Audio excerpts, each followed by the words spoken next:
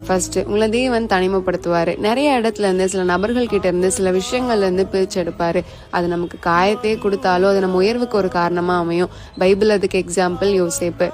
ரெண்டாவது, உங்க விசுவாசம் சோதிக்கப்படும். காத்திருக்கிற காலங்கள் வரும். நிறைய காரியங்கள் தாமதம் ஆகும்.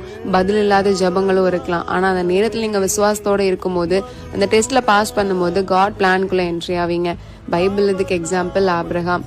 மூணாவது, உங்களை சில விஷயங்கள்ல ஸ்ட்ராங்கா மாத்துவாரு. முதல்ல அதுல ரொம்ப வீக்கா இருந்திருப்பீங்க, ஈஸியா உடஞ்சு போற ஒரு நபரா இருந்திருப்பீங்க. ஆனா அதுல ஸ்ட்ராங்கா இருக்க கத்து கொடுப்பாரு, உங்களை உருவாக்குவாரு. இதுக்கு எக்ஸாம்பிள் தாவீது. 4, சில கதவுகள் மூடும். நீங்க விரும்பின சில வாய்ப்புகள் கிடைக்காம போகும். அதுக்கு நீங்க எவ்வளவு ட்ரை பண்ணாலும் கிடைக்கவே கிடைக்காது. மூடின கதவுக்கு பதிலா உங்க அழைப்புக்கு ஏற்ற புதிய கதவுகளை ஆயத்தப்படுத்திட்டு இருப்பாரு. எக்ஸாம்பிள் மோசே. லாஸ்ட் ஒன், உங்க உள்ளத்துல ஒரு மன அமைதியையும் புதிய டைரக்ஷனையும் காமிப்பாரு. சரியான நேரத்துல சரியா உங்களை பயன்படுத்துவாரு. சில விஷயங்கள் புரியாத மாதிரி நடக்கும். கொஞ்ச நாள்ல உங்க வாழ்க்கைக்கான தேவ நோக்கம் நடந்திருக்கும். இதுக்கு எக்ஸாம்பிள் எஸ்தர். யோசேப்போட தனிமை, ஆபிரகாமோட காத்திருப்பு, தாவீதோட போராட்டம், மோசையோட வனாந்தரம், எஸ்தரோட நோக்கம், இது எல்லாமே கடவுளோட திட்டத்துக்கு முன்னாடி வந்த ஆயத்த காலங்கள் தான். இன்னைக்கு உங்க வாழ்க்கையிலும் இந்த காரியங்கள்லாம் நடந்துட்டு இருக்கு அப்படின்னா ஒரு விஷயம் மட்டும் நல்லா ஞாபகம் வச்சுக்கோங்க, இதெல்லாம் முடிவு கிடையாது. தேவன் உங்களை அடுத்த ஆசீர்வாதத்துக்கு ஆயத்தப்படுத்துற காலம்.